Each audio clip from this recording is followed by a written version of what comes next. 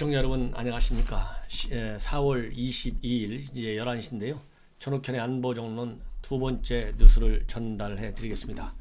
역시 김정은과 관련된 얘기입니다. 김정은이가 이렇게 지금 건강 이상 또 수술 중퇴 여러 가지 지금 보도들이 난무하고 있는데요. 북한 당국이 계속해서 침묵을 지켜오다가 어제 처음으로 일신을 발표하지 않습니까? 그 발표 내용은 김정은이 뭐 사진이나 이런 것도 없이 그냥 80세 생일을 맞은 말하자면 노력 영웅 리신자 전 평양시 농촌격리위원회 고문과 리시읍 김책공대 연구사에게 온정어린 생일상을 보냈다는 내용 딱 요거 하나만 보냈어요. 근데 요거 하나 가지고 지금과 같이 지금 난무하고 있는 건강 위기를 덮기는 굉장히 부족하다 이렇게 봅니다. 이런 것이 뭐 당연히 김정은 체제와의 관련 부서에서 다 보고 있겠죠. 전 세계 동정 뉴스를. 그런데 오늘 하루 지나서 오늘 하나 딱 더 나왔는데 마찬가지로 직접적으로 김정은이가 살아 어디를 순시하고 있다. 더군다나 어제 청와대가 이 원산에서 지금 정상적으로 활동을 하고 있다. 김여정이나 조영원 이런 사람들이 수행하고 있다. 이렇게 얘기를 했지 않습니까? 그러면은 과거 같으면은 바로 김정은 사진 현장 지방 순시하는 거 보냈을 거예요. 근데 이런 거는 하나도 없이 그냥 노동신문 논설만 하나 게재하고 있어요. 근데 그 논설에서도 자력갱생 제대로 똑바로 하자. 그것만이 우리가 살 길이다. 이런 취지. 자력갱생이라고 하는 것은 여러분들 잘 아시다시피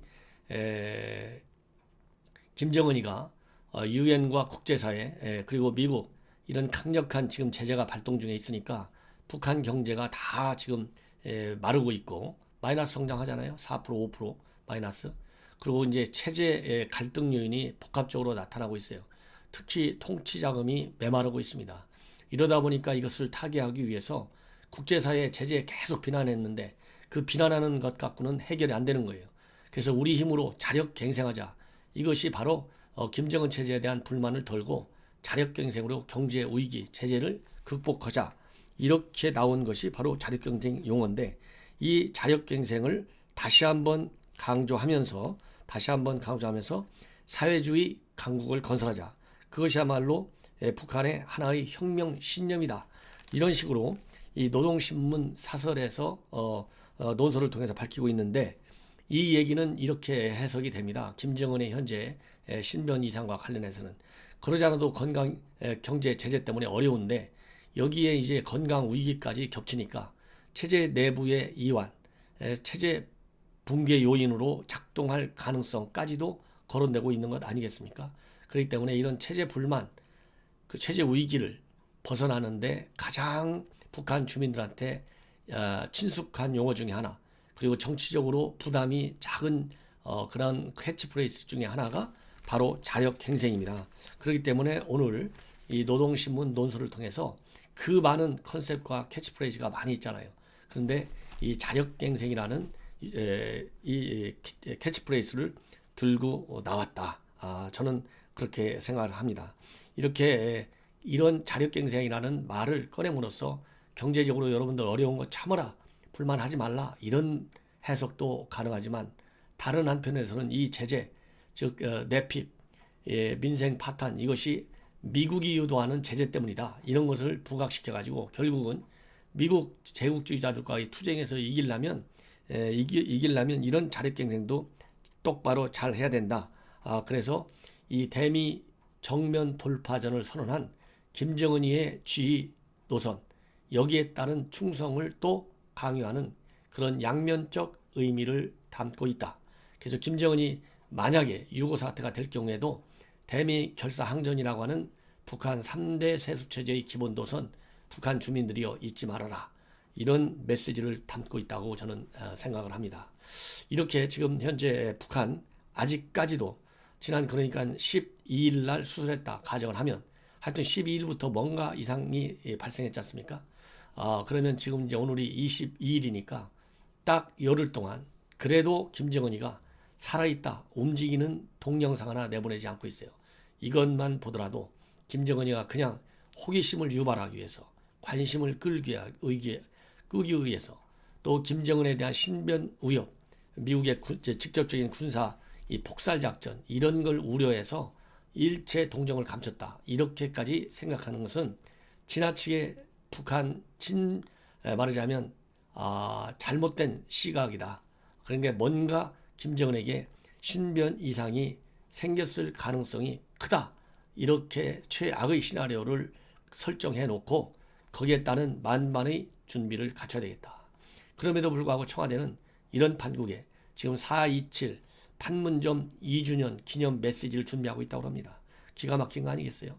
그래서 지금 남북 간에 철도도 연결하자 이런 얘기도 나누고 있고, 그래서 이 문재인 정권의 핵심 외교안보 실세들이 일제히 지금 6.15 정상회담을 계기로 1차 정상회담 20주년을 계기로 해서 남북 간에 추가적인 정상회담을 해야 한다.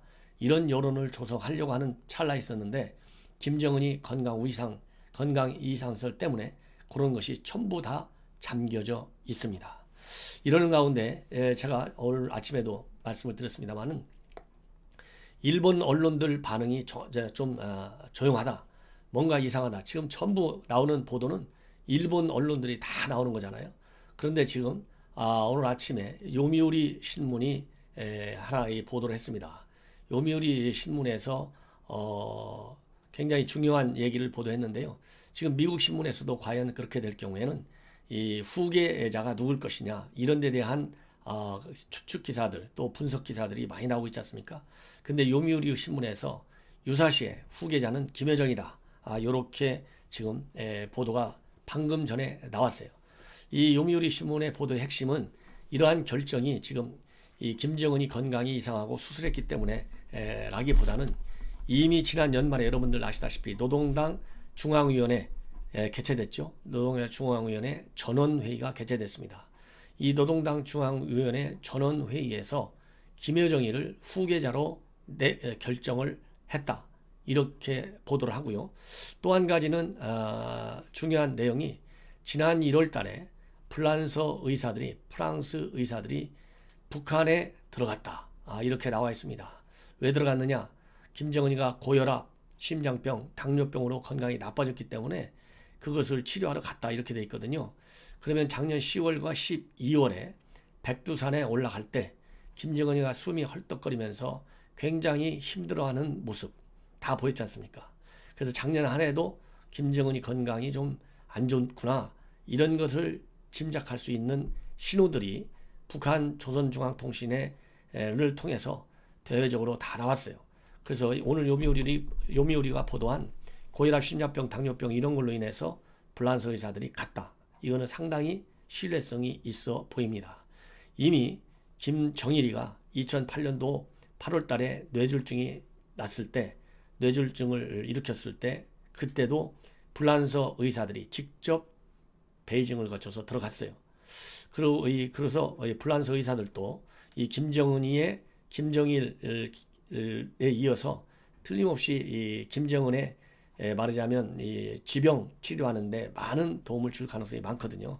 그렇기 때문에 이 기사 신뢰성이 상당히 많다.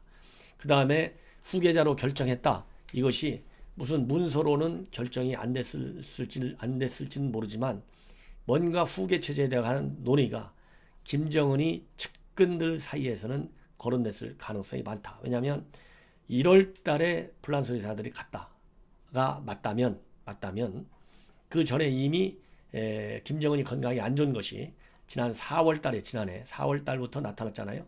푸틴하고 정상회담 할 때부터 노골적으로 나타났거든요. 그렇기 때문에 준비할 필요성을 느꼈을 것이다.